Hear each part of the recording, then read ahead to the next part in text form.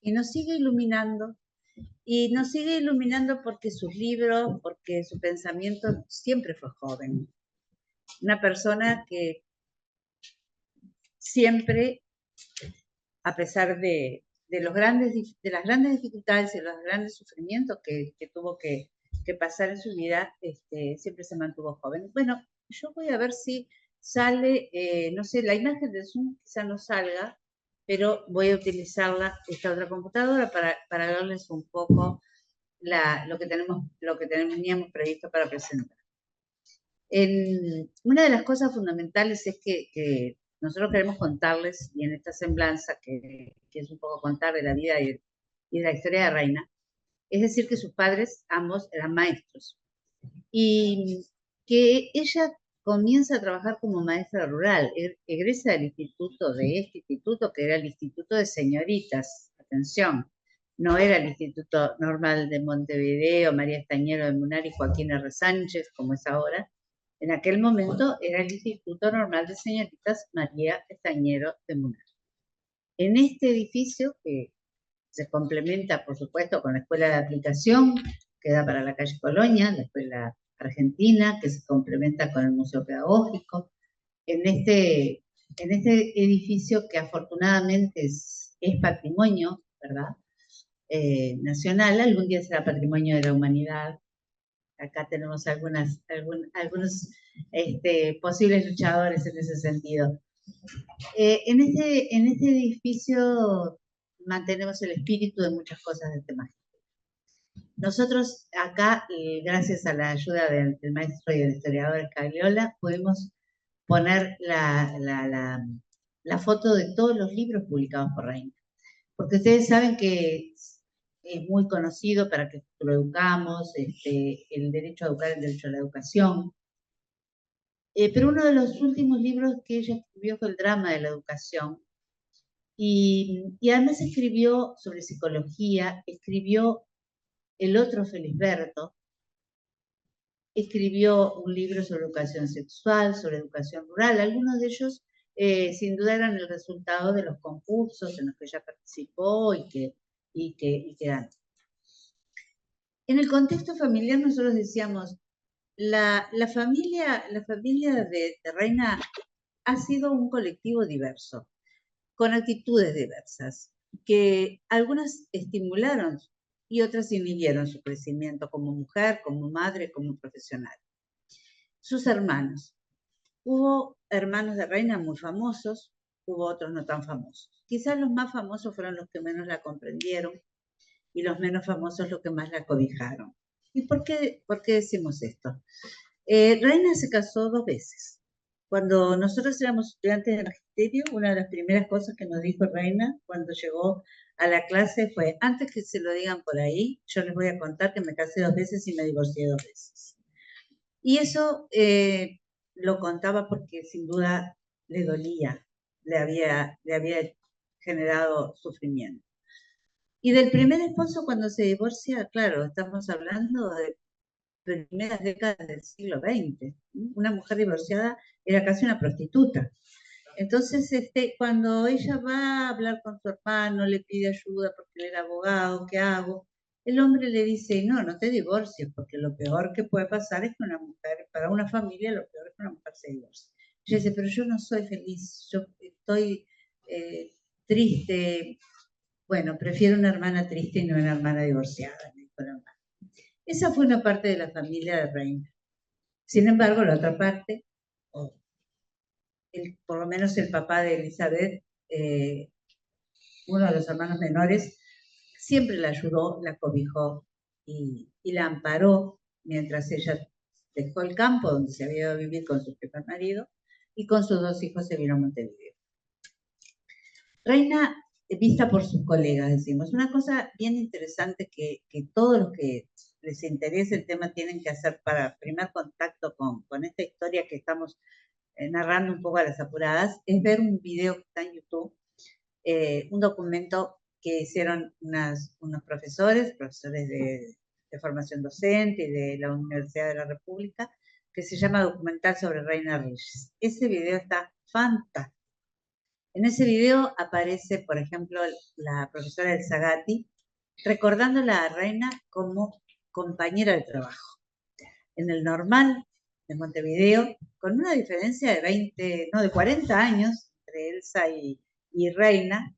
Elsa dice lo joven que era Reina y lo bien que se había sentido trabajando con ella. Cuando por allá por la década del 60, Elsa Gatti entra a trabajar, nunca Reina, que ya era una mujer consagrada, la hizo sentir menos que ella. Lila, que acá tenemos a su hijo que nos hace el honor de acompañarnos, Fernando Yáñez. Lila nos decía, Reina es defensora de sus alumnos sin medir las consecuencias. Y acaba otra anécdota. Reina trabajaba en el Normal dando pedagogía y también trabajaba en esa época Gesualdo Sosa. Gesualdo, la brillantez consagrada, pero un tipo duro con sus alumnos, exigente al máximo. En una oportunidad estaban en un examen, se propone el escrito, y Reina, que ya tenía ese tema como asignatura pendiente con Gesualdo, decide hacer el escrito ella. El tema que se había propuesto lo hace Reina, lo escribe, y entonces entre los escritos de los alumnos, Reina le pasa a Gesualdo el escrito que ella había escrito, que ella había hecho. ¿Qué hace Gesualdo? No aprueba el escrito de Reina, entre otros tantos que no aprobó. Entonces Reina justamente le dice, mira que ese escrito lo hice yo. ¿Para qué?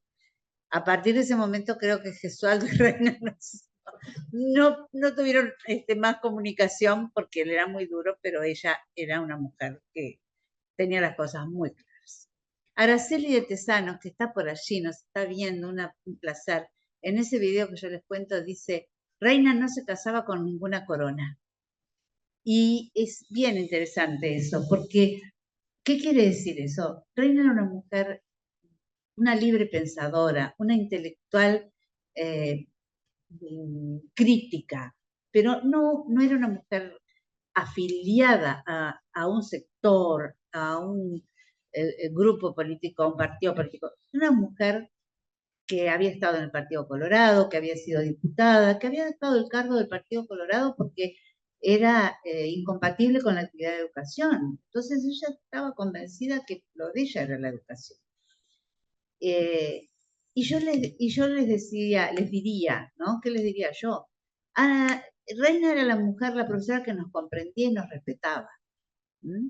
Lo primero que dijo, y lo conté ya, que se había casado 2 veces.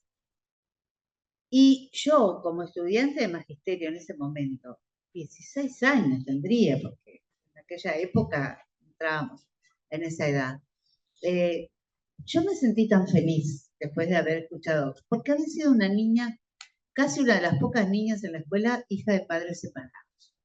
Eso me había marcado, me había hecho sufrir enormemente. Y la profesora de pedagogía venía y lo primero que nos decía que ella se había divorciado, y no una vez, 2 veces. Yo la amé a esa mujer a partir de ese momento. Me hizo sentir tan comprendida, tan feliz.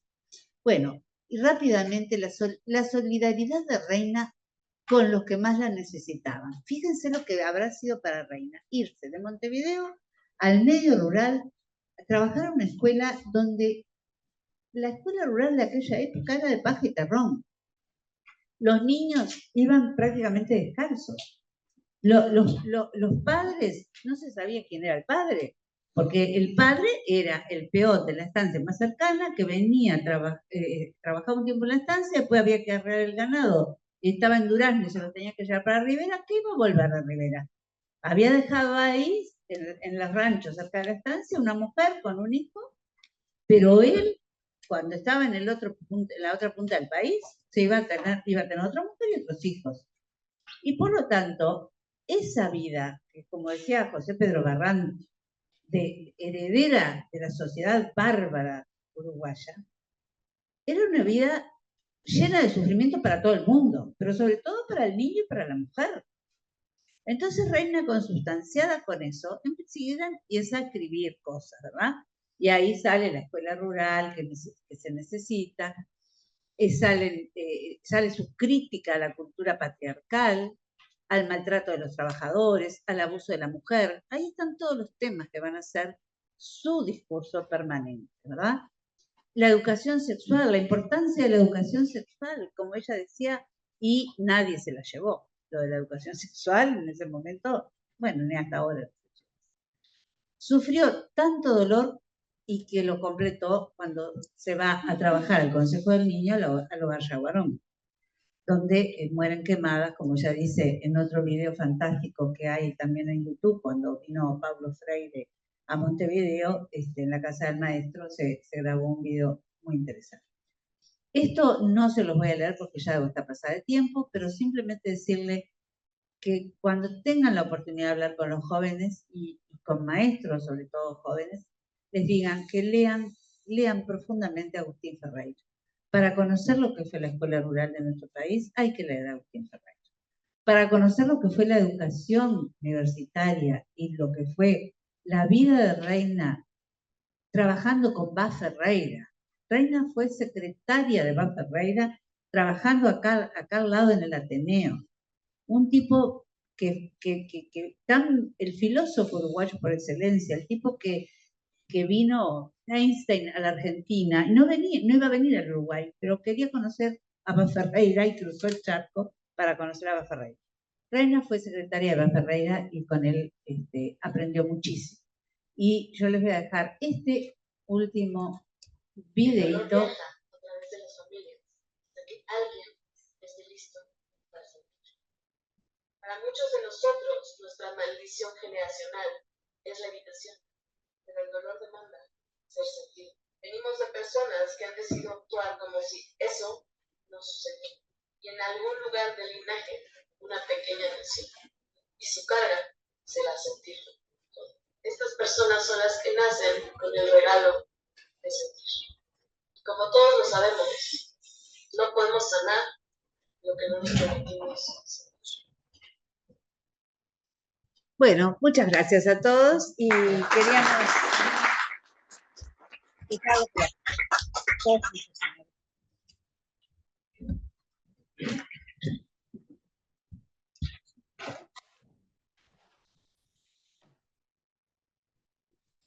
Muy buenas tardes a todos y a los que nos están escuchando por el Zoom. Yo vengo en representación de la Sociedad Uruguaya de Historia de la Educación, por lo cual mi enfoque va a ser histórico y a partir de algunas ideas que considero claves, pero que obviamente dejan muchos afuera. De manera no demasiado estricta, intentaré exponer algunas de las que considero ideas claves en el pensamiento de Reina Reyes, aportando elementos del contexto histórico al cual expresamente ella pretendió responder.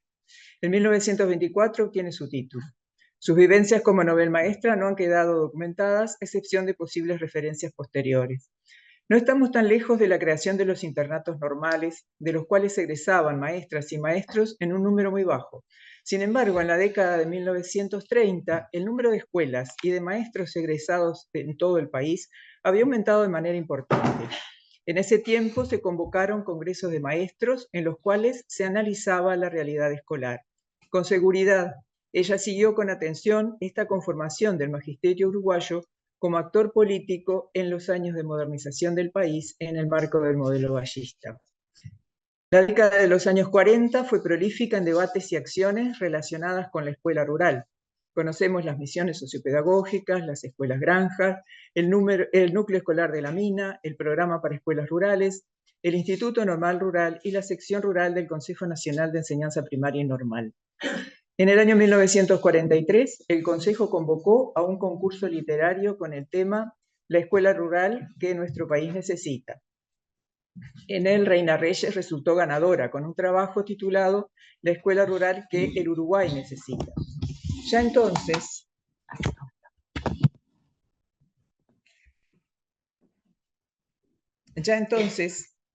la autora que hoy homenajeamos se plantó con posturas propias y con fundamentos que marcarían un hilo conductor en toda su producción intelectual. En ese momento defendió una postura diferente a la que luego sería hegemónica y que llevó a las realizaciones mencionadas antes. Ella consideraba que, y cito, las finalidades educativas deben ser las mismas sin distinción del lugar en que la escuela se encuentre. La diferencia entre ambos medios, urbano y rural, se produce por circunstancias exógenas a la escuela, por lo que bajo ningún concepto debe variarse la orientación educativa. Su diagnóstico de la situación rural no difería del realizado por los defensores de la especialización, pero sostiene que la escuela no puede por sí sola introducir modificaciones en la sociedad rural. De ahí que propusiera la creación de instituciones que coordinaran con la escuela y atendieran a toda la comunidad. Laura Domínguez cita en este trabajo de Reina Reyes.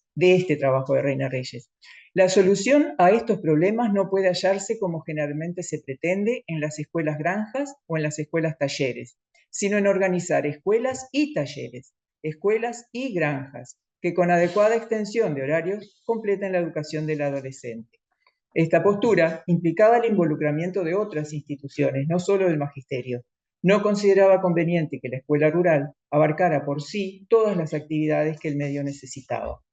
Cuando hoy se analiza la educación de esas décadas en nuestro país, debería incluirse esta obra en el debate. La dictadura cívico-militar de fines del siglo pasado silenció muchas voces, pero como señala Domínguez, mucho de lo que hizo Reina Reyes fue silenciado ya desde antes de que ocurriese la dictadura. Este trabajo ganador de un concurso es un claro ejemplo, pues la clara hegemonía de la propuesta por la especialización lo eliminó del escenario. Hoy sabemos que el poder político a comienzos de la década de los años 60 borró de un plumazo las acciones que hoy se reivindican a través de una resolución del Consejo aprobando el reglamento del Departamento de Educación Común del 25 de noviembre de 1961. Hoy Reina podría tomar nuevamente la palabra. En la misma década del concurso sobre la educación rural, Anales de Instrucción Primaria publicó un ensayo de Reina Reyes titulado La escuela laica. Es imposible pensar que para ella ambos temas no fuesen parte de una misma concepción. Preocupada por las complejidades que involucra el tema, fuertemente atravesado por las diferentes concepciones de hombre y sociedad, escribió pensando en el estudiantado de magisterio, el derecho a educar y el derecho a la educación, publicado en 1964 en Montevideo por la editorial Alfa.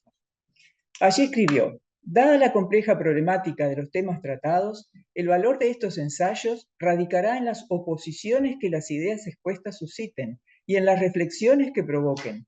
Hacemos del ideal laico una regla de vida. Haciendo énfasis en los riesgos de la simplificación que conduce a errores, en esta obra el análisis de ambos derechos no termina en conclusiones definitivas y se preocupa por dejar expresamente abiertos los dilemas que la problemática plantea. Allí señala que la extensión del concepto de educación laica en los aspectos filosóficos y políticos, además del religioso, es una característica recién ingresada en el siglo XX, y el término laicidad un neologismo.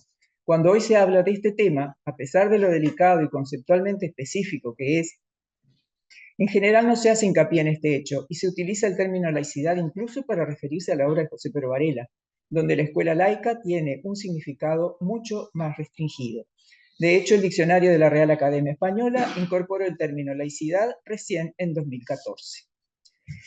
En Reina Reyes, el ideal laico tiene su realización en la democracia, concebida como democracia social, como forma de vida, y tanto la democracia como la laicidad son posibles en tanto el hombre sea libre. La libertad pasa a ser entonces el eje que las atraviesa. Basada en diversos autores, Reina Reyes analiza el concepto de libertad vinculando a la concepción laica de las relaciones humanas. Dice: la filosofía racionalista del siglo XVIII hablaba del ciudadano como hombre dotado por la naturaleza de una libertad indiferente a las contingencias. Se trataba de un concepto abstracto, aplicado a un hombre abstracto.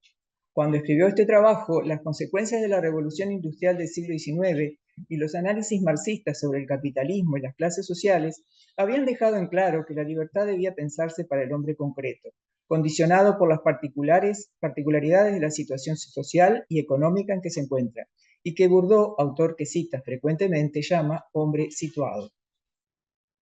Siguiendo a este autor expresa: mientras el ciudadano del siglo XVIII lleva en sí los derechos como prerrogativas de la naturaleza humana, y entre ellas la libertad, el hombre situado debe esperar de su ambiente la ocasión de conquistarla. De ahí que la libertad no se recibe ni se otorga, no es un atributo de la persona, sino una posible conquista. De modo que el proceso de conquista se constituye en un proceso de liberación. Y la educación es factor imprescindible de esa libertad a conquistarse. Esta concepción de la educación como conquista y práctica de la libertad le permitió acercarse e incorporar en esa década el pensamiento de Paulo Freire, especialmente a través de sus primeras obras. También bajo ese paraguas conceptual visualizó tempranamente el peligro creciente de la influencia de los medios masivos de comunicación, particularmente la televisión, en su obra ¿Para qué futuro educamos? Allí escribe: ante la cultura de masas que desciende desde lo alto, hay que crear formas educativas, capaces de acrecentar el número de quienes, con conciencia de la situación del hombre de hoy, puedan defenderse de la nefasta alianza del poder político con la técnica y crear un humanismo real, cuyo contenido no es el hombre abstracto, sino el hombre concreto, inmerso en situaciones singulares. La dictadura cívico-militar y el periodo autoritario anterior provocaron en Reina Reyes una reafirmación de sus ideas, al tiempo que una radicalización de las mismas en virtud de los condicionamientos que provocaron dichos contextos a partir de los cambios de la economía que sentaron las bases para el desarrollo posterior de las políticas neoliberales que Reina Reyes pudo llegar a vivir. En Drama de la Educación, publicado en Argentina en 1975, sostiene: el propósito que me anima a escribir este ensayo es luchar por una educación desalienante. El vertiginoso avance de todas las ciencias ha dado al hombre dominio sobre lo que antaño puso barreras a su poder. Pero si esos conocimientos se oponen al poder económico, que hoy opera internacionalmente, su aplicación es detenida, como ocurre en lo que se refiere al hambre que diezma a grandes sectores de la humanidad o a la polución que la destruye. De igual manera, los fundamentos científicos para una educación liberadora son conocidos, pero en países colonizados, el poder político, apoyado en un sistema unificado de seguridad, imprime a la educación el rumbo que le imponen las clases dominantes al servicio de sus intereses.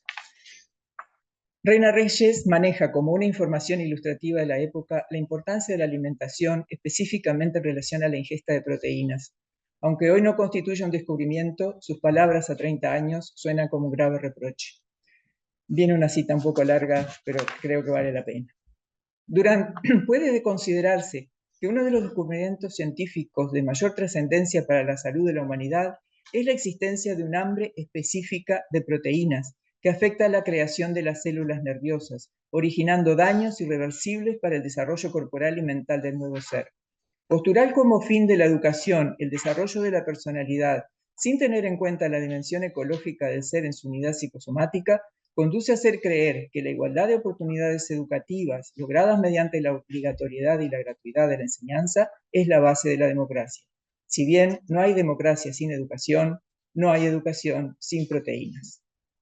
En estas verdades que hoy afirma la ciencia ubica un aspecto del drama en la educación cuando el poder político mantiene vigente una estructura social que condena desde su gestación a miles de integrantes de las nuevas generaciones. Ni los mejores planes, ni los más meditados programas de enseñanza, ni los mejores métodos son otra cosa que alardes de una política educativa para la democracia si no se comienza por satisfacer las necesidades vitales de las clases socialmente pauperizadas. En esta obra, Drama en la Educación, analiza diferentes temáticas para cada nivel de enseñanza. Sin embargo, reconoce un hilo conductor. La educación que hoy se realiza en los países de organización capitalista en la fase de predominio de las grandes empresas globales no favorece la liberación de los hombres y pueblos de este continente. La preocupación de Reina Reyes acerca de la nefasta alianza del poder político con la técnica se manifestaba en tiempos en que comenzaban a diseñarse políticas educativas en coordinación con las políticas económicas. Desde la década de los años 50 y a nuestro país en los años 60, la educación se comenzó a pensar en forma expresa al servicio de la economía. En términos generales, se dio una conjunción entre la teoría del capital humano y la tecnología educativa. En 1963, la Organización para la Cooperación y Desarrollo Económico, OCDE, que actualmente organiza las pruebas PISA, publicó una obra, La planificación de la educación para el desarrollo económico y social, de Herbert Parmes, escrito a solicitud de la misma organización. Allí el autor desarrolla una metodología que se conoce como enfoque de la mano de obra. Expresa Cassandra Garrido al respecto. Sobre esa planeación se podrían formar cuadros de capital humano que desempeñarían en determinados ciclos las ocupaciones existentes en el aparato productivo. Esta planeación considera que los niveles y tipos de escolaridad tienen correspondencia con las distintas ocupaciones, de tal modo que los egresados de los distintos tipos y niveles escolares contarían con ciertas características de fuerza de trabajo aptas para cada una de las ocupaciones y requerimientos de la producción. En América Latina y el Caribe en 1992, en la etapa posterior a los periodos dictatoriales de Cono Sur, la Comisión Económica para América Latina y el Caribe publicó Educación y Conocimiento, eje de la transformación productiva con equidad, y allí señala como primer objetivo de la política educativa generar una institucionalidad del conocimiento abierta a los requerimientos de la sociedad. Finalmente quisiera resaltar una característica que habla de la honestidad intelectual de la autora. Es una cita: escribo, se refiere en Drama de la Educación, en el contexto cultural histórico de Uruguay 1974, y no puedo apreciar en qué grado ciertas afirmaciones sobre drama en la educación responden, a pesar de mi acentuado cambio ideológico con respecto al liberalismo, al haberme educado en un país liberal. Por igual razón, no sé si las ideas que expongo pueden ser aplicables a otros países de América Latina en este momento crucial de su historia. Coincido con Laura Domínguez en que la transformación de una persona en ícono a veces paraliza el potencial de su aporte, y que el mejor homenaje que podemos rendirle a Reina Reyes es recuperar su obra. Muchas gracias.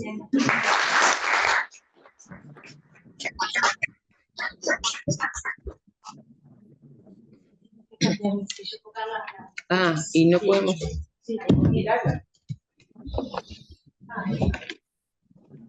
Ahí. Sí. Perfecto. Bueno, buenas tardes. Hoy estamos convocados para recordar a Reina Reyes y para recordarla como maestra. Y me parece fundamental, porque generalmente se la recuerda como pedagoga, por obvias razones, pero no siempre se hace hincapié en la importancia de la formación y la titulación como maestras.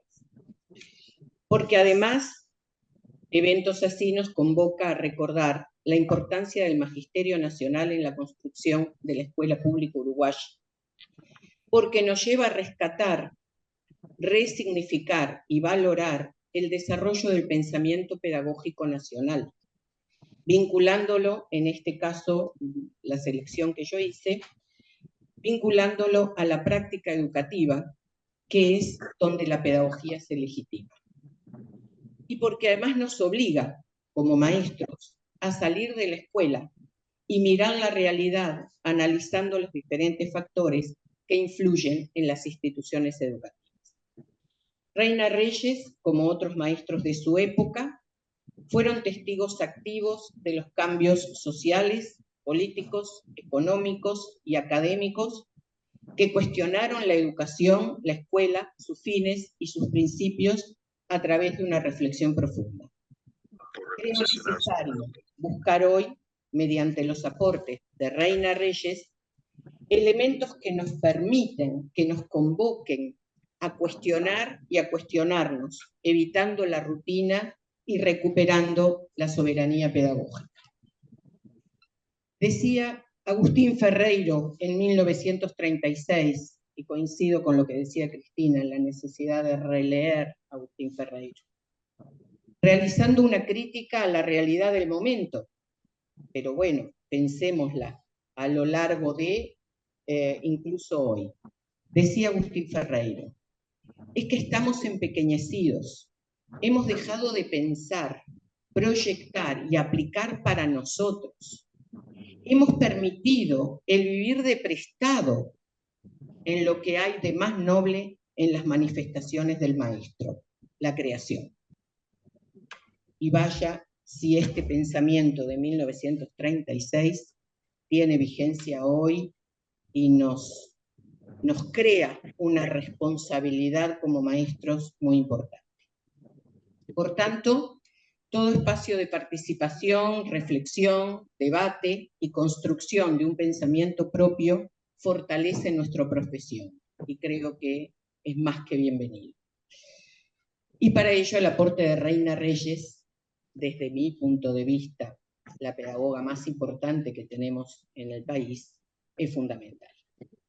Trataremos entonces de ordenar sintéticamente, en el tiempo que tenemos, algunos de los aportes, centrando hoy en el análisis que realiza sobre las instituciones educativas, tomando el derecho a educar y el derecho a la educación, para qué futuro educamos y drama en la educación.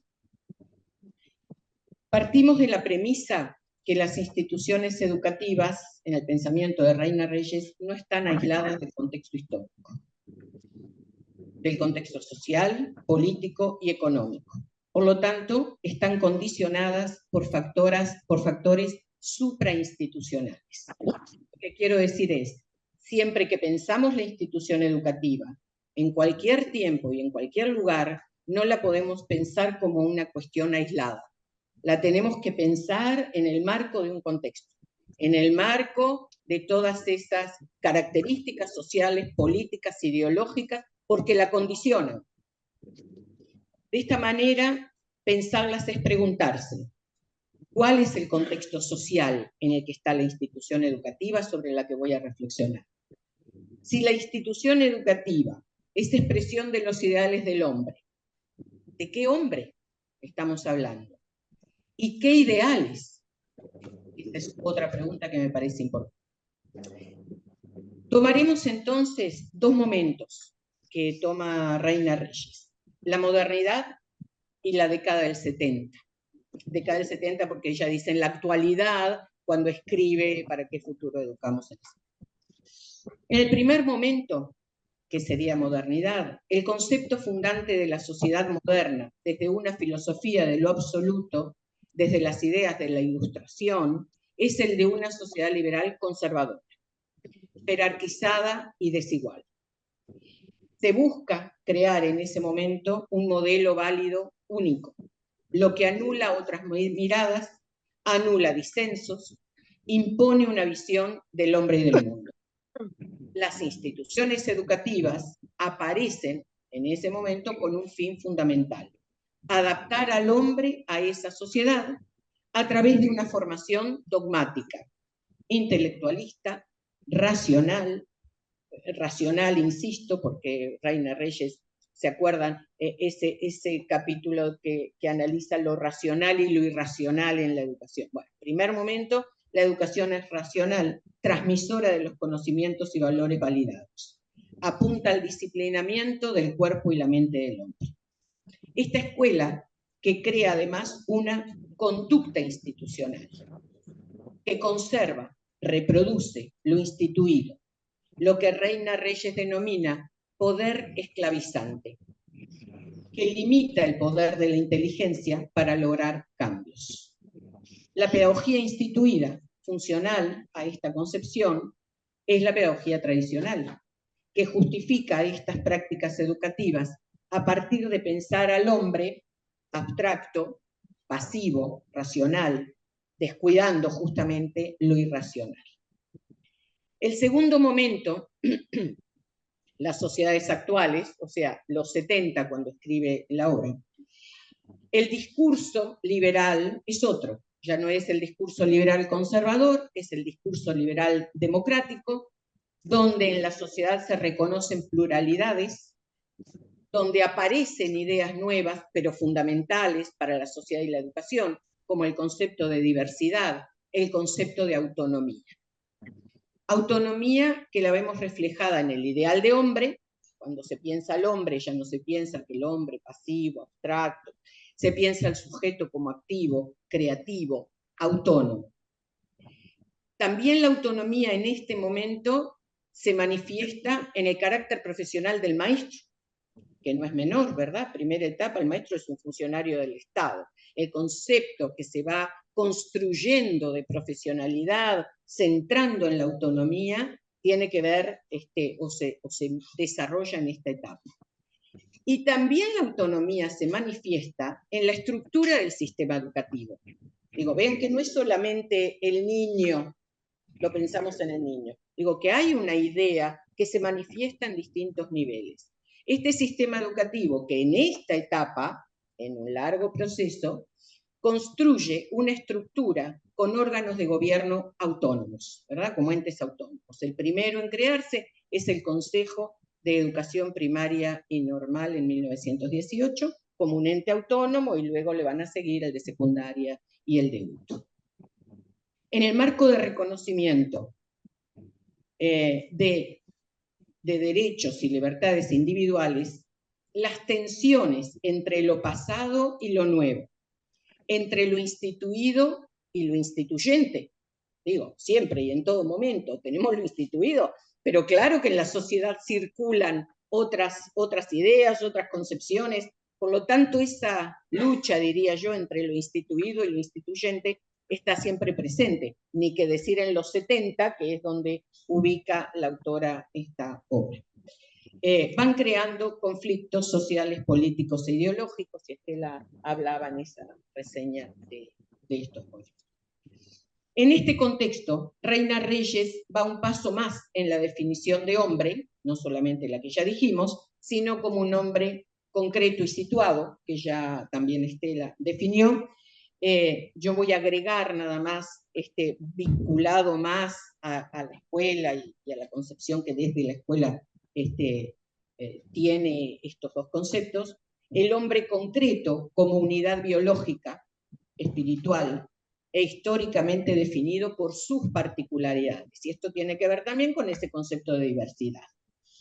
Y el hombre situado, esto es, condicionado por las prácticas, las relaciones económicas, políticas, culturales, definido por las condiciones de su existencia. Este hombre, además, es pensado no como un sujeto acabado, sino como posibilidad, proyecto, inacabamiento.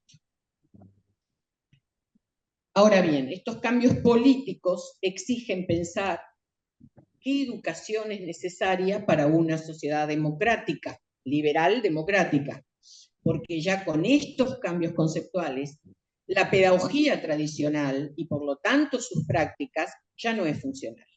Entonces, ¿qué educación para una sociedad democrática? Que además se apoya en dos conceptos centrales, libertad e igualdad. Las instituciones educativas creadas en el pasado pueden responder a estos ideales, principios y fines, digo, de estas nuevas concepciones. Empezando por la idea de libertad, que también Estela ya, así que voy a tratar de quitar todo lo que ya se dijo y hacer hincapié en lo que tenga que ver con la educación. Comparando el concepto de libertad de la primera etapa como facultad innata, segunda etapa como proceso de conquista, por lo tanto, esto es un cambio central. No como libertad interior, como en la primera etapa, sino que se plantea como ejercicio de la libertad. Entonces, esto de ejercicio de la libertad de cada sujeto nos lleva al concepto de libertad individual, y ahí hay otros conceptos que agrega Reina Reyes que tienen que ver con la libertad de autonomía, vinculada a la libertad de pensamiento, y la libertad social, vinculada a la libertad de expresión. Entendiendo además que solo es posible un hombre libre si se dan ambas, ¿verdad? No es suficiente la libertad de pensamiento si el sujeto no puede expresar lo que piensa. Y ahí está el contexto social otra vez presente. Pero tampoco es posible un hombre libre que pueda expresar lo que piense, pero que en realidad su pensamiento no es un libre pensamiento. Entonces, la importancia de la educación, la importancia del contexto social, también desde el concepto de libertad. En este marco, otra pregunta, porque en todas las obras de Reina Reyes se plantea como eje central para la reflexión la pregunta. Incluso la gran mayoría de sus obras son ensayos, y esto no es casual, y ella lo explica en alguno de los prólogos de la obra. Se pregunta, en este marco conceptual, ¿es posible la construcción de un hombre libre con la educación y las instituciones del pasado? O sea, la misma pregunta, pero incorporando ahora esta cuestión, formar un hombre libre, que implica todo esto que estábamos diciendo. A este análisis agrega otro factor a considerar en este segundo momento histórico. En un mundo globalizado, que no pasaba en el primero, la relación entre países desarrollados y subdesarrollados, países colonizados y colonizadores, como relación de poder, han desarrollado lo que llama la colonización cultural en América Latina, y destaca en su análisis el papel de la industria cultural por un lado y las instituciones educativas por otro, ¿no? Estos dos elementos como factores centrales en la colonización cultural en América Latina. Nos vamos a centrar en las instituciones educativas hoy, que era el eje central. En este contexto de globalización y de colonización cultural se pregunta, ¿la educación puede ser un factor de cambio? Solo es posible, se contesta, si el hombre es capaz de independizarse de las formas de vida que se le ofrecen para juzgarlos, si evade el condicionamiento al que estuvo sometido. Condicionamiento que tiene que ver con esa industria cultural, medios de comunicación en la sociedad, pero que también tiene que ver con las instituciones educativas, no solamente con lo que pasa en la sociedad. Entonces vuelve a la pregunta, agregando este elemento. ¿Cómo se han de educar las nuevas generaciones? Apoyándose en aportes de la pedagogía nueva o activa, incluso cita Dewey, plantea una educación creadora, activa, respetando la individualidad y las diferencias individuales, a partir de la realidad, etc. Es decir, podríamos recordar los principios de la escuela nueva que están allí presentes. Sin embargo, me parece que el aporte más importante, y que también parte lo desarrolló Estela, es el concepto de escuela laica. Ese concepto me parece que es el más profundo, contrapuesto a la educación dogmática de aquella primera etapa. Esta educación laica, que es la que evita imposiciones, la que hace posible una elección individual de los valores diversos que existen en la sociedad. Esto es ya no la imposición de valores fijos y únicos, que respeta el carácter intelectual y afectivo de cada sujeto, el concepto de individualidad, el concepto de diversidad, contrario al concepto de homogeneidad de la primera etapa. Respeta el carácter intelectual y afectivo, no, perdón, eso ya lo dije, afectivo de cada. Se apoya entonces en dos condiciones: pensamiento reflexivo y sentimiento de igualdad. El pensamiento reflexivo, cuando desarrolla este concepto, hace una comparación que me parece muy interesante, que es la diferencia entre acto de pensar y acto de creer. El acto de pensar, que es al que se apunta obviamente en la educación laica, es un acto complejo, ya que requiere tres elementos imprescindibles: la duda, la reflexión y el desarrollo emocional. Ninguno de estos veíamos presente en la primera etapa, donde lo que predomina es el acto de creer. Ese acto de creer que supone asentimiento y que excluye toda duda. ¿Cuál es el carácter central? No responde a un juicio personal. Es decir, yo no dudé, reflexioné, elaboré para llegar a un juicio. Creo el juicio del otro, ¿no? Entonces, me parece que es bien importante esta diferencia. Y en cuanto al sentimiento de igualdad, también hay acá un concepto central en toda la pedagogía de Reina Reyes. Ella dice: la educación debe crear una conciencia de igualdad en el niño, ya en el niño, en el sentido de respeto al otro, ¿no? Este concepto de respeto, que también lo vemos vinculado al concepto de laicidad, sin duda, que tiene que ver con esta actitud laica. respeto que es entendido como manifestación de igualdad. Esto es, esa igualdad en el sentido de el otro es igual a mí, yo soy igual al otro, en una relación de igualdad. Por eso cuando habla de laicidad dice, no es tolerancia, tolerar es otra cosa, ¿sí? No hay una relación de igualdad cuando se tolera la postura del otro. En cambio, cuando se respeta, sí. Requiere, además, sentimientos que se traducen en apreciaciones de valor y en actitudes. Por eso habla de una actitud laica. Todo es posible, todo esto es posible cuando el educador, cualquiera sea su posición personal, adopta una actitud laica frente al alumno, garantía de juicio crítico y correcta socialización. Un tercer momento, digo que lo planteo como tercer momento, no Reina Reyes que analiza estos dos, pero me parece que un tercer momento sería el análisis que realiza justamente en Drama en la Educación, que es un análisis más radical el que hace en esta obra, producto de esa evolución en su pensamiento político, ideológico, filosófico y pedagógico, y allí incorpora y señala claramente el papel del poder económico y político en la cada vez mayor imposición de valores ajenos a la autonomía de la cultura en América Latina. Ya había hablado en Para qué futuro dejamos de esa colonización cultural de América Latina, ya había analizado el papel de los medios de comunicación y demás, pero en Drama de la Educación profundiza aún más esos conceptos. Es un libro de denuncia y propuesta, denuncia al poder económico internacional, el poder político de las clases dominantes, el colonialismo interior, las desigualdades, el hambre.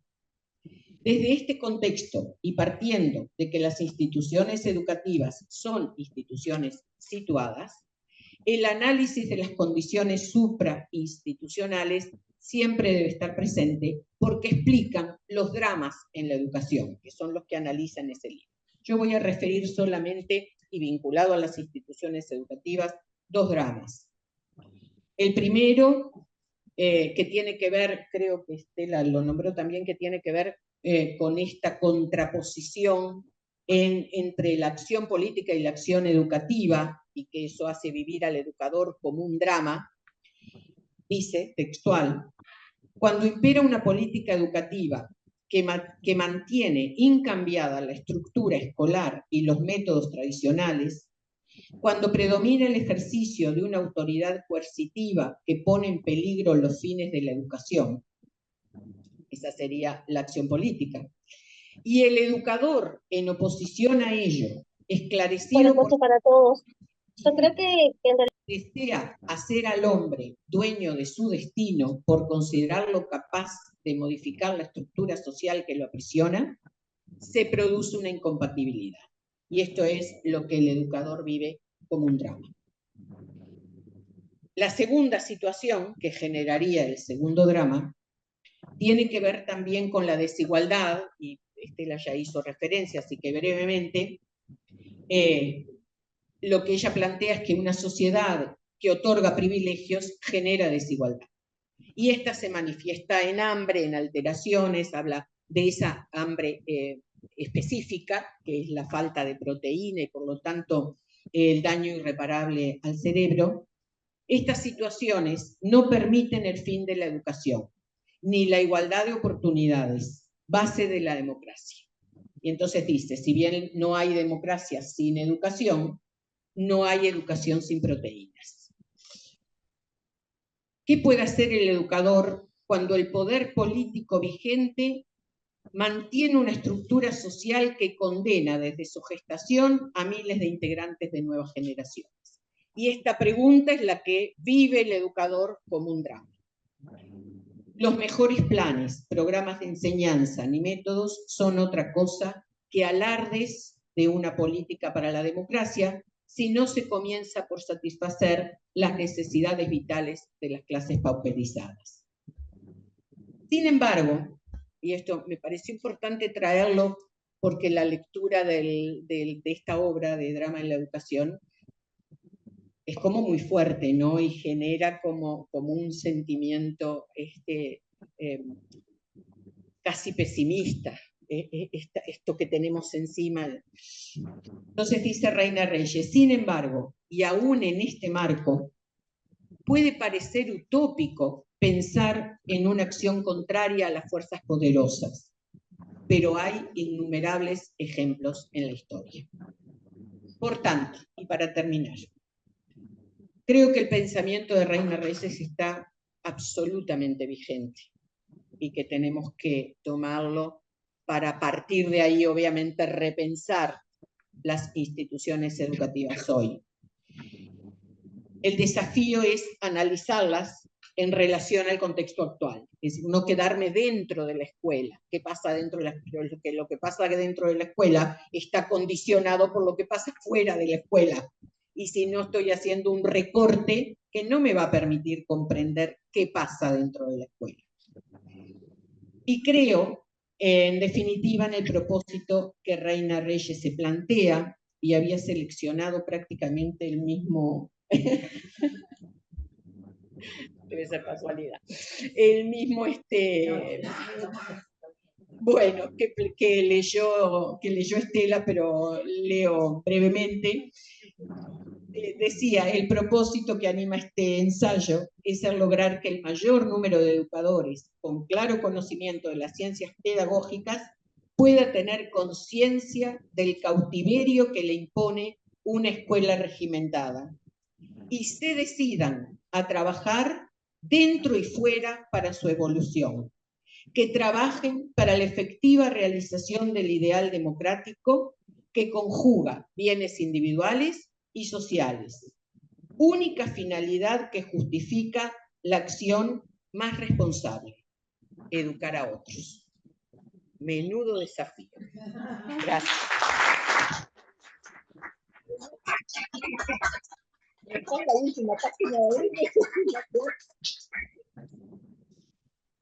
Damos el paso a los compañeros. Sí.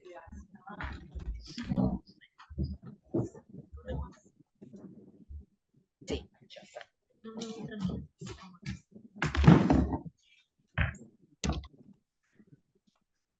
Si lo ponemos así, capaz que entramos todos. Sí, ¿Cuál es? Movemos la mano. Entramos todos. Yo soy la última.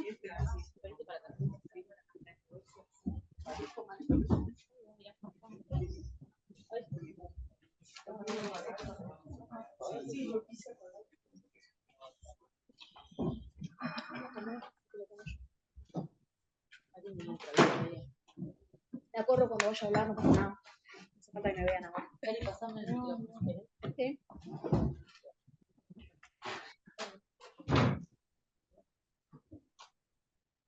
Bueno, buenas tardes para todas y para todos. Como saben, como representantes de la mesa permanente de las asambleas técnico-docentes de educación inicial y primaria, agradecemos esta invitación a participar del homenaje en torno a una referente nacional del magisterio uruguayo, como es la maestra Reina Reyes. Antes de comenzar, queremos aclararles que como integrantes de la mesa permanente, delegados nacionales de la TDE, nuestras palabras son producto expreso de las declaraciones y resoluciones emanadas de las asambleas técnico-docentes. Como ustedes imaginarán, es imposible ceñir el pensamiento prolífero y complejo de la pedagoga en esta instancia, por lo que hemos tomado algunos conceptos centrales de Reina explícitos en los aportes de las resoluciones nacionales, para resignificar la vigencia en el contexto actual, reencontrándonos con sus palabras en nuestra resolución. Y partimos de sus palabras. Bienvenida a toda inquietud si ella rompe la trivialidad de días vividos sin pensar. Reina Reyes dedicó parte importante de su tiempo de estudio e investigación a analizar los efectos del neocolonialismo en nuestra América, y particularmente a todo lo que refiere al impacto cultural. en tanto forma de dominación, es decir, la acción decidida y minuciosa, planificada de las principales potencias para imponerse. Por ello su obra aborda esta temática con brillantez de análisis y con profunda preocupación por las perspectivas. Quizás en su ensayo ¿Para qué futuro educamos?, haya dejado las bases de un análisis que debemos continuar y contextualizar, porque Reina Reyes dijo sobre su tiempo y nosotros tenemos que decir sobre el nuestro. Decidimos iniciar la búsqueda de la vigencia de las ideas de la autora y encontramos que el mundo que analizaba Reina tiene aspectos comunes con el actual. Las desigualdades y los privilegios permanecen y se incrementan. Aquello del capitalismo como un modo de producción que tiende a la polarización, es decir, a la concentración de riquezas en un polo y a la pobreza extrema en el otro, se confirma día a día. Un puñado de 1000 millonarios concentran la riqueza, la misma riqueza que la mitad más pobre de la humanidad. Deberíamos construir otras formas de vivir. En nuestro planeta 14.000 niños y niñas mueren al día de pobres. El hambre o las enfermedades curables son las principales causas de esa tragedia. La angustia que nos provoca esta situación y que nos movilizaba a Reina.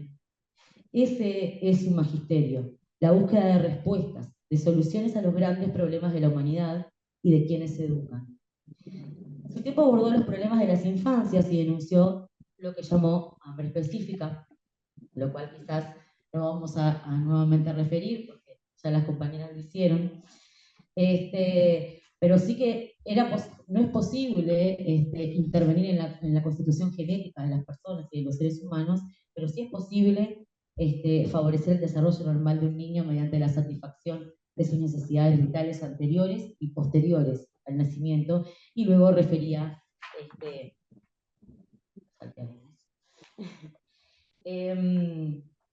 con toda su concepción del hambre específico, nuestra asamblea del año 2023 denunciaba que aumentó la pobreza infantil, alcanzando el 20%. No podemos aceptar que en un país productor de alimentos, como es el Uruguay, haya niños y niñas que se vayan a dormir con la panza vacía. Estudios de la Universidad de la República señalan que el 15% de los hogares sufren inseguridad alimentaria. Qué lejos estamos de resolver los problemas que abordaba Reina. En la misma línea, en dicha asamblea, manifestamos que en un momento en donde las políticas educativas se centran en buscar estrategias, mayoritariamente sin resultados visibles, para garantizar la asistencia en los centros educativos, entendemos que el fenómeno aparece como un síntoma que deviene de otras coyunturas que deben ser abordadas de forma ecológico-sistémica, que se complementan con el hambre específica. El alto índice de pobreza infantil supone niñeces en situación de trabajo, el avance del narcotráfico, los cambios de domicilio por conflictivas barriales, la desestimación de la necesidad de concurrir a la escuela fruto de la pandemia, entre otros tantos factores, son algunas de las causas que se encuentran condicionando las posibilidades de efectivizar y sostener el acto educativo. Lo que sucede en el barrio no es ajeno a la institución, permea la realidad escolar. Y para ello tomamos palabras de Reina, que al referirse a la acentuación de las desigualdades, afirmaba que los índices de ausentismo y deserción en unas y otras escuelas, cuando hablaba de la diferencia entre las escuelas públicas y las escuelas privadas, denunciaba la influencia de factores socioeconómicos en el proceso educativo, y los censos comprueban que la extensión de la escolaridad coincide con la existencia de los privilegios sociales. Se comprueban diferencias en el rendimiento de los alumnos y se las atribuye generalmente más a factores personales que a sus causas socioeconómicas. La desigualdad de situaciones educativas es una realidad generada por la actual estructura de los pueblos, decía Reina. El docente debe tener conciencia de ello, así como de la posibilidad fáctica de superar esa desigualdad. ¿Y qué actitud puede adoptar el maestro frente a este problema? Se planteaba Reina, ¿no? Y puede pensar, yo he recibido la misión de instruir a los niños, no saldré de mi escuela. Las únicas cosas que me interesan son las cosas de mi escuela. Yo ignoro cuál es vuestra condición social, ignoro cómo vivís en vuestra escuela, ignoro lo que ustedes serán mañana, no creo para vuestro porvenir más que vuestro éxito en la escuela. Si piensa así, el educador queda al margen de los problemas sociales.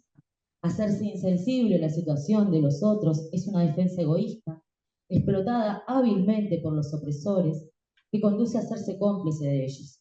Un maestro que tiene verdadera conciencia de las responsabilidades que le son confiadas debe tomar partido en las cosas de su época. Esto nos decía Reina en el 75, el drama de la educación.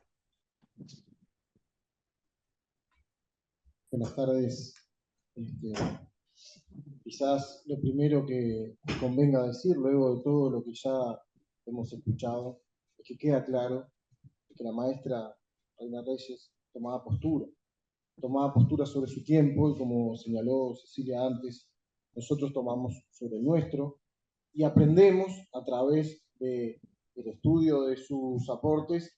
Y en la Asamblea Nacional del año 22 expresábamos que todos los fenómenos educativos son complejos y por lo tanto irreductibles a explicaciones de causa y efecto lineal.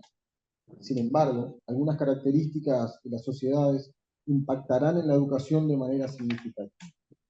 Es el caso de las desigualdades sociales.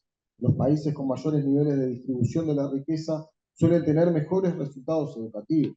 Si bien podemos cuestionar las pruebas estandarizadas, es evidente que la calidad de vida de las infancias tendrá efectos en sus trayectorias educativas. También es sabido que el incremento presupuestal en educación es una recomendación fundamentada por diversas bibliotecas. Se trata de un consenso generalizado que parece estar en disputa actualmente. Y nosotros cuestionamos, ¿es posible mejorar las condiciones de enseñanza y aprendizaje sin aumentar el presupuesto de educación? Los recortes en nuestro país, que nuestro país está experimentando en materia presupuestal, empiezan a mostrar efectos que desde nuestras prácticas fundamentan que no es posible. Las leyes presupuestales son la expresión de un modelo de país a partir del cual se administran los recursos económicos financieros del Estado. Pasar del plano de la idea al plano de la realidad exige la toma de decisiones que incluyen una lectura de los problemas, sus causas e instrumentar posibles respuestas. En este sentido, el Gobierno Nacional ha tomado una serie de decisiones que van desde transformaciones jurídico-administrativas a ejecuciones presupuestales, todas orientadas en un mismo y coherente sentido: adaptar el sistema educativo a las necesidades de la economía capitalista globalizada, donde la gran mayoría de la población baja las cortinas. el goce de bienes y servicios, así como la capacidad de acceder a fuentes de trabajo sustentable. En la obra ¿Para qué futuro educamos?, Reina señalaba con enorme preocupación: es grave, gravísimo, que los países subdesarrollados de América Latina imiten las prácticas educativas de los países desarrollados, sin apreciar que el colonialismo vacía y distorsiona la mente e incapacita al hombre para liberarse de los poderes económicos y políticos que lo dominan. Es así que dedicaba hace 50 años a analizar el impacto de los medios de comunicación en los pueblos de la periferia Abrigate porque debe hacer mucho frío. de esta región, y denuncia el efecto negativo de la cultura de la imagen, concepto que Freire va a sintetizar en una expresión en la que plantea que vivimos en un tiempo en el que ser es parecer y parecer es parecerse con el opresor. Para ella no se detiene, pero ella no se detiene en el impacto de la imagen, sino que analiza la cultura del consumo y la forma en que influye en nuestras sociedades, y especialmente en la niñez. Tanto la cultura de la imagen como la cultura del consumo se imponen a través de los medios de comunicación, y al respecto sentencia que ellos originan inercia de pensamiento, debilidad de concentración y pobreza imaginativa. Apelan a lo emotivo, empobreciendo la vida intelectual. Se desarrolla en el espectador la pasividad, la falta de diálogo, reduce el esfuerzo, creando un efecto narcotizante. Todo eso expresa sobre el efecto de los medios en un mundo con una incipiente neuropropaganda, sin internet, sin redes sociales, sin inteligencia artificial. Aquel mundo de aquellos años 70, en muchos aspectos, era muy diferente al nuestro. Las actuales circunstancias son más complejas porque las formas de dominación lo son, donde el papel de la imagen, de lo visual, de las distintas narrativas, moldean nuestras expectativas de manera inconsciente. Al respecto, nuestra asamblea del año pasado afirmaba: la influencia avasallante que ejercen los medios de comunicación, especialmente a partir de la generalización del uso de Internet, hace que hoy el tema de la propaganda y el control de la conducta a través de medios tecnológicos digitales no pueda dejarse de lado al pensar en una educación laica que promueva el pensamiento crítico y reflexivo de nuestras y nuestros estudiantes para evitar que puedan ser manipulados. Dentro de las múltiples funciones que cumplen los nuevos medios, es preciso destacar el poder del control sobre nuestras conductas y la manipulación de nuestras preferencias a partir de los datos que dejamos como rastros cuando las utilizamos. Quienes controlan estos medios ponen en juego fuertes intereses culturales, políticos y económicos, que planteaba la Asamblea Técnico Docente del año 2023. Realizando un paralelismo entre las principales empresas mundiales en los años 70 y las principales empresas a nivel mundial hoy en día, observamos que en aquellos años, en aquellos tiempos, de las 10 principales empresas, 6 eran petroleras, una de producción industrial, una de fotografía y el resto bancos. Al día de hoy, de las 10 principales empresas, 7 son de telecomunicaciones y todas son norteamericanas. Este dato nos permite ver cómo el problema del impacto de los medios en nuestras vidas y en nuestra cultura, que observaba Reina hace 50 años, se ha agudizado de forma exponencial. Esas 10 empresas de telecomunicaciones producen más del 90% de lo que vemos y consumimos hoy. Entre Facebook, Instagram, Twitter, Google, YouTube administran más del 95% del Internet del planeta. A eso hay que sumarle la TV por plataformas y su nueva forma de imposición de ideas, hábitos, costumbres y sensibilidades. Las series que se integraron a nuestras vidas tienen una doble dinámica. Además de transmitir sus conceptos simbólicos, éticos, estéticos, insumen mucho, muchísimo tiempo. Todo el rato que nos insume esa maratón nos aleja de otros espacios y otras actividades, y sobre todo nos aleja de otros seres humanos. Este mundo, con un papel preponderante de las telecomunicaciones, situación que pocos pudieron prever, incide incluso en nuevas formas que adopta el lenguaje, principalmente en su forma oral, y hoy tranquilamente decimos que vamos a googlear, estamos maratoneando, que no spoileen, voy a liquear todo eso que habitualmente expresamos y se ha introducido en nuestras vidas, viene a través del impacto de los medios de comunicación. Gracias. En ¿Para qué futuro educamos?, Reina expresa: la antropología y la sociología describen las características de la llamada sociedad de masas, cuya existencia ha sido favorecida por las nuevas técnicas de comunicación, y asombra que la pedagogía se haya limitado a preconizar el uso de la radio y la TV sin preocuparse por hacer del educando un espectador inteligente y crítico para defenderlo de las sugestiones que por estos medios recibe. Con el método de análisis de Reina hay mucho para decir sobre todo esto, porque ella era acérrima opositora al colonialismo cultural y por lo tanto también lo sería a esta forma recargada de colonialismo que nos impone el teletrabajo, que nos invita a emprender, que nos impone la flexibilidad laboral, que en otras palabras se trata también de la pérdida de derechos laborales. Y en este proceso juegan los medios, pero también juega la escuela, y siempre hay diversidad de rumbos para los países. El que plantea la posibilidad de alinearse a lo que exigen los mercados laborales, es decir, una escuela que forma mano de obra barata, o la opción a la que nos invita Reina, quien cuestionaba el modelo francesado de educación, ante el que proponía poner énfasis en la comprensión de los acontecimientos de la vida social, la capacidad de interpretar con capacidad crítica lo que sucede en el entorno, la actitud laica y la autonomía. Por otra parte, también dedicó tiempo a explicar la importancia de la afectividad en el proceso educativo, destacando el carácter social del conocimiento y del aprendizaje. Debemos asumir que nadie aprende solo. Asimismo, señalar la importancia de interactuar con la realidad concreta, manipularla, actuar en ella y sobre ella, desde la interacción entre teoría y práctica. En consecuencia, la educación no puede incorporar las nuevas tecnologías de la educación como elementos para la enseñanza de forma ingenua o irresponsable. La tarea de la escuela es propender a desarrollar un análisis crítico de lo que se difunde por dichos medios.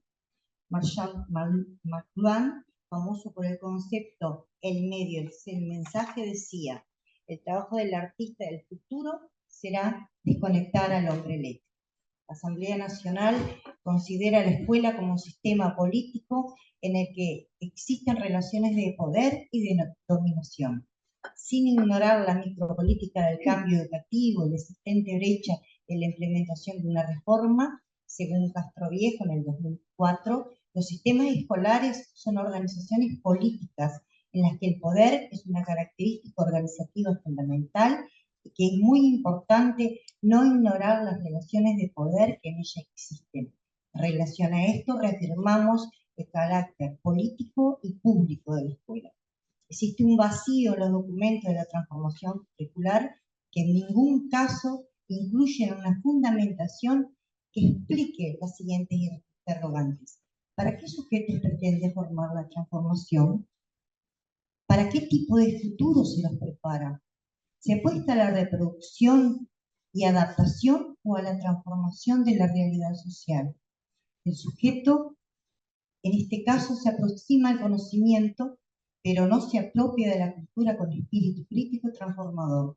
Se consolida un paradigma tecnicista, preparando a los y las alumnas de acuerdo a las necesidades del mercado laboral. En relación al enfoque por competencia y el vaciamiento de contenidos, entendemos que existe una sobredimensión de las competencias y capacidades que responde al modelo neoliberal y economicista, donde la prioridad es atender la productividad. Las competencias dejan de estar orientadas a la construcción de conocimiento y pasan a responder a las lógicas del mercado. Asamblea Técnico Docente del año 2023. Reina tenía una postura políticamente contundente de cómo la educación debe ser una herramienta liberadora de las personas. En ¿Para qué futuro educamos? 1971. El Estado ha de lograr una igualdad hoy inexistente en cuanto a la satisfacción de las exigencias del ser humano para vivir. La educación ha de liberar a los hombres de las fuerzas coercitivas que sobre ellos se ejercen, capacitándolos para la reflexión y el juicio crítico, y para actuar solidariamente en defensa de los intereses comunes. Política y educación han de ser instrumentos para liberar a todos los seres humanos sin distinción y para cultivar el respeto recíproco entre ellos. En este sentido, y en consonancia con los postulados de la pedagoga, la ATD se hace eco de esa concepción en diferentes instancias. La resolución de la 30ª Asamblea de Delegados y Delegadas de 2021, manifestamos que entendemos a la educación como un proceso de desarrollo integral del ser humano que permite ser parte en forma crítica de la sociedad del conocimiento, garantizando el acceso a los bienes culturales, valorando el capital cultural personal. Resaltamos entonces la función liberadora de la educación, que favorece la comprensión del mundo y su eventual transformación. No podemos despojar a la educación de carácter político. No solo no lo hace Reina, sino que lo defiende y lo argumenta. La educación debe promover una sociedad más justa y que colabore con la disminución de la brecha de las diferencias de clase, y sobre este aspecto considera que la educación no solo no modificó las diferencias de clase, sino que en muchos casos las acentuó, propiciando un acondicionamiento a ellas. Esto lo dice en 1971. Sin dudas, nuestra forma de ver e interpretar el mundo nos determina el lugar que debe tener la educación en una sociedad. Es por ello que traemos en el año 2021, en la Asamblea Nacional, a Jorge Torres, que expresa: todos los sistemas educativos se mantienen y justifican sobre la base de líneas de argumentación que tienden a oscilar entre dos polos discursivos. Por una parte, las que defienden que la educación es una de las vías privilegiadas para paliar y corregir las disfunciones de las que se resiente el modelo socioeconómico y cultural vigente. Y por otra, las que sostienen que las instituciones educativas pueden ejercer un papel decisivo en la transformación y el cambio de los modelos de sociedad de los que venimos participando. Los primeros discursos no se plantean llegar a través del sistema educativo a otro modelo de sociedad. No buscan una alteración de las relaciones que en un determinado momento histórico mantienen las actuales clases y grupos sociales. No intentan que se modifiquen de una manera importante las actuales relaciones económicas, culturales, políticas. Sin embargo, las propuestas del segundo polo discursivo van precisamente en esta dirección. Esto lo dijo Jorge Torres en 2003, que tomamos desde la Asamblea. De la mano con estas ideas está la defensa de la educación ante los intereses privados y las demandas del mercado. Estos intereses no solo condicionan, sino que aprovechan el lugar estratégico de la educación como herramienta de dominio y poder. En este contexto, Reina plantea: la libertad de empresa, cada día más aprovechada por capitales nacionales y extranjeros, extiende su influencia al dominio de la educación. El Estado no ofrece igualdad de oportunidades educativas, ni medios económicos que permitan transformar la educación tradicional en educación nueva. En tanto, se difunden los productos de la industria cultural. Reina Reyes, 1971. Continuando con su visión liberadora de la educación, expresa la poca importancia que se le ha dado en este sentido al valor del arte en todas sus manifestaciones como medio educativo. Reina parafrasea a Ernest Cassirer y destaca que el arte transforma los dolores y daños en medios de autoliberación, proporcionando una libertad interior que no puede ser alcanzada por ninguna otra vía. Su sensibilidad humanista, su mirada colectiva por sobre los intereses individualistas a los que apunta la sociedad de consumo, la posicionan con una firme postura que estimula a la búsqueda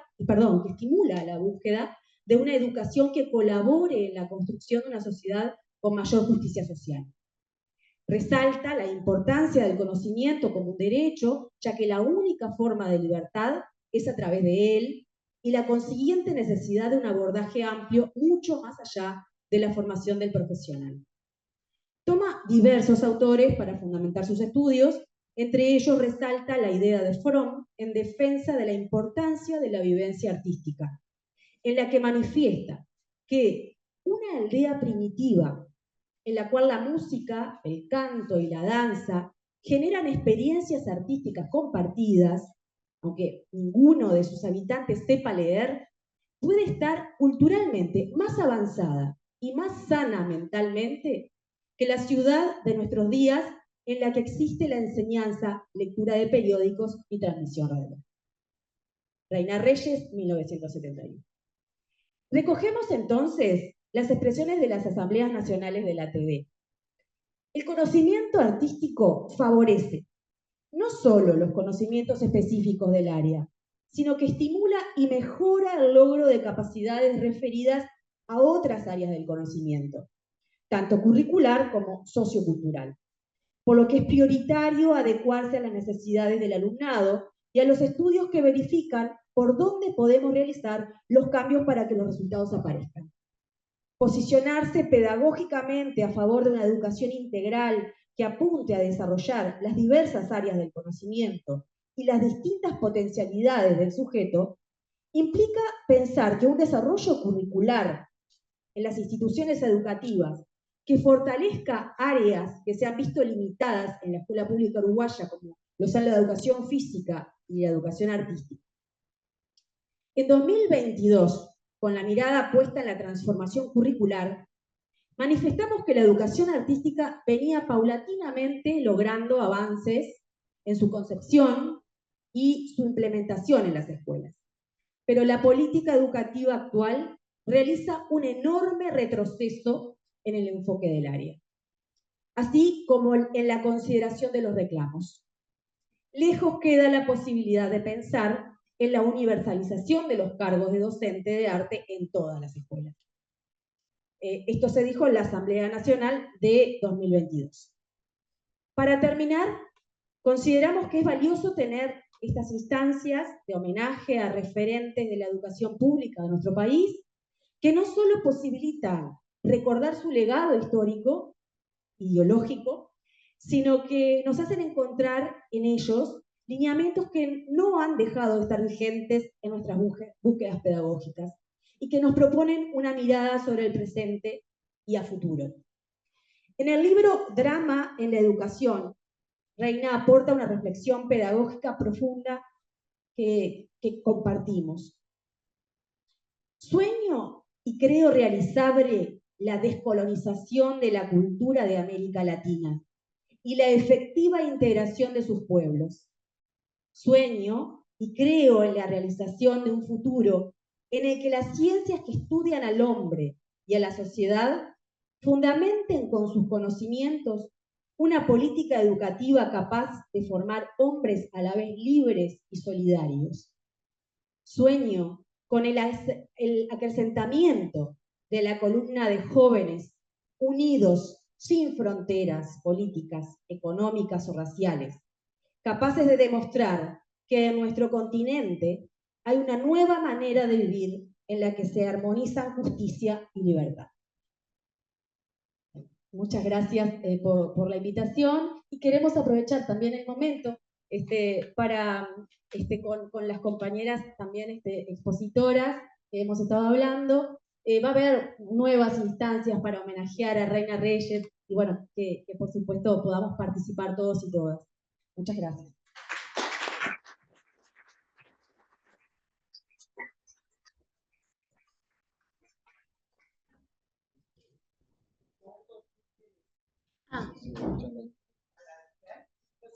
Una pregunta para las expositores.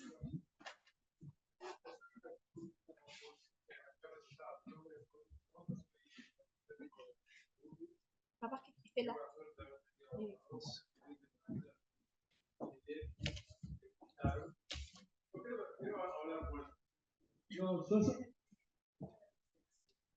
Bueno, simplemente para que esto no quede después como un hecho histórico y podamos seguir teniendo instancias de este tipo, si hay forma de acceder al a la documentación, bueno, más que nada, cómo trasladamos nosotros en nuestra instancia, en nuestro lugar de trabajo, este tipo de cosas que son importantes por Reina y por nuestros estudiantes.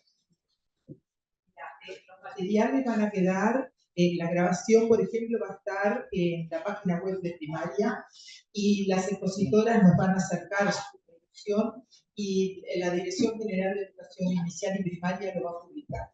Así que va a estar accesible a todas las personas.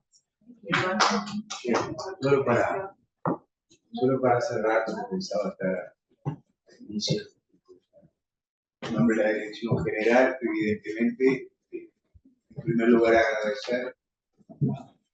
agradecer a las ponentes, exalumnas de Reina, porque tomar a Reina Reyes y organizar esto que llamamos conversatorio, que de alguna manera crear un espacio de tertulia sobre la pedagogía nacional, que hace mucho tiempo que lo venimos pensando y en el año pasado trabajamos con Emilio Ferrey, con Agustín Ferrey, de todo el año, hicimos el concurso, desarrollamos actividades, siempre nos quedó pendiente, de alguna manera, recuperar otros valores del campo de la pedagogía nacional, básicamente, que tiene que ver en relación al estudio de la sociedad y a la producción teórica, y bueno, lo iniciamos en homenaje a Reina, porque en primera instancia pensamos hacerlo sobre los 120 años y después lo homenajeamos desde el punto de vista de los 100 años de la fundación. Porque realmente lo destacado acá es que a partir de ese tipo de que desarrolló toda su profesión y todo su pensamiento pedagógico, que de alguna manera nos ha transformado a lo largo de estos últimos años. Como decías bien, los últimos 50 años para acá, el pensamiento de Reina nos ha acompañado. Antes de finalizar, quiero siempre agradecer a los compañeros de la mesa permanente de la Asamblea Técnica Docente, porque están siempre puestos a participar de las convocatorias que hemos hecho. Obviamente, a la Asociación Uruguaya en la Historia de la Educación, para ir allá, de acá, porque de alguna manera, digo, si nosotros podemos ir sistematizando estos espacios, nos están permitiendo también tener un lugar para recuperar cosas que muchas veces quedan ahí en el olvido y que son importantes tenerlas. Les agradezco a ustedes. Seguramente vamos a tener algunas tertulias. La mesa permanente siempre está disponible y eso es uno de los elementos fundamentales, porque me parece que desde el campo institucional también tenemos que hacer participar a nuestros propios actores, en este caso la mesa permanente de las asambleas técnico-docentes, que son miembros de alguna manera un órgano asesor de la dirección general, que tienen que participar con nosotros y dar su voz. No quiero que la voz quede solo a nivel de la Asamblea Nacional y de lo que sale a partir de la producción de la Asamblea Nacional, sino que también tenga los espacios. Y siempre están presentes esta mesa permanente que ahora en su próxima asamblea, no sé si continuará, pero que quiero agradecer públicamente la colaboración que han brindado. Espero que el espacio haya sido productivo, espero que esto nos permita seguir reflexionando y pensando cosas, y bueno, habrá futuras convocatorias para otras temáticas y otras tertulias solo sobre los sectores. Ahora tenemos una invitación inmediata para el día viernes, de 9:30 a 11, que vienen 2 especialistas de la Universidad de Campus que van a presentar un panorama de la educación inclusiva. Y tenemos el día 16 a las 18 horas a la doctora Verónica Nin, que trabajará sobre el pensamiento de mente estable y la neurociencia en el momento actual. Inmediato. A fines de julio, ya que estamos, vamos a hacer, a fines de julio vamos a estar haciendo la entrega de premios del concurso de Ciencias de la Educación edición 2023, acá, ¿no? Acá, en la oportunidad de la conferencia de la España. Estamos cerrando el ciclo de Agustín Ferreiro a fines de julio, con la visión de los españoles que vienen. Vienen docentes españoles especialistas en educación rural. Entonces, vamos a aprovechar ese día para la entrega también y agradecerle Estilo, hay un comentario bien rico con una reflexión acá en el chat. Como director del plan educativo cultural de la ANEP siempre nos acompaña en todas estas acciones. No dije que nos acompañaba. Hay una pregunta y acá hay algo. Un comentario. Sí, gracias. Como integrante de la Sala Pedagógica Histórica y Filosófica de Formación Docente, agradezco este espacio y a las queridas compañeras José, Estela y Cristina, que han transitado también y han sido faros que han guiado a las generaciones que seguimos. Como consejera docente de Formación en Educación, los estoy invitando también para celebrar el miércoles 24 de julio. También organizamos, en conjunto con la Consejería de Julián Mazzoni, la mesa permanente de ATD del CFE y la Consejería Docente, una jornada Reina Reyes, una actividad de Reina Reyes, que va a estar justamente integrada por Elsa David, Estela David, que está por aquí presente, Elsa Gatti, y la tercera ponente es Fernanda Sosa. Así que también los invitamos y seguimos celebrando realmente esta manera de recrear las ideas de la educación pública, de la autonomía, de la laicidad, de la recuperación del derecho a la educación, que tanto falta nos hace en estos tiempos que estamos en unas luchas ideológicas fuertes frente a una transformación que sentimos que por lo menos en la formación docente no nos están resaltando el lugar de los profesionales de educación, ni este sentido que es tan maravilloso, de manera tan maravillosa. los ponentes, con los integrantes de la TD, y que bueno, realmente nos devuelve, parece que otra vez, el seguir luchando por esta figura de profesional de la educación, y que bueno, vaya si lo marcaron como esta referente a Reina Reyes. Muchas gracias a todos. Hay un comentario en el chat que dice que considero que es muy importante vincular los procesos de transformación en el pensamiento de Reina Reyes con sus lecturas rigurosas de la Escuela de Frankfurt, que contribuyeron a la reelaboración permanente de sus modos de pensar y reflexionar. Lo digo porque fuimos testigos de esas lecturas que compartía con nosotros sus estudiantes y que en mi caso tienen un carácter de marca permanente en mi propio trabajo, sin nunca someterse a esa corona ni a ninguna otra, pero que contribuye,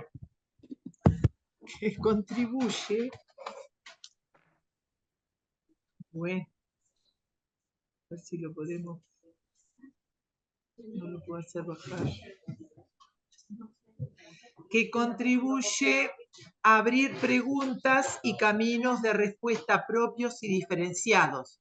Y esa es para mí su enseñanza, su marca en sus estudiantes. Y luego tenemos un agradecimiento que dice: muchas gracias a todas, todos, por más encuentros como este que nos acercan y contextualizan un poquito más en este camino llamado escuela pública, trazado y que debemos seguir construyendo día a día. Muchas gracias a todos los presentes en el chat y a todos los presentes. Tenemos dos para pasar. Dos cabezas, sí. Una tenemos el lunes 22 a las 6 de la tarde en el edificio Varela, el cuarto piso. Una en el conversatorio que exponen la maestra Diana Vázquez y la maestra Fernanda Guedes, sentando las bases de la educación plural, un breve encuadre teórico. Y en la misma semana, el viernes 26 de julio a las 6 de la tarde, el conversatorio se llama Geografías Diversas. Exponen la profesora Janet Thun, profesora Nancy Healy y la maestra Danae Sarti. Están todos y todas invitadas. También se va a transmitir a través del canal de YouTube de la maestra.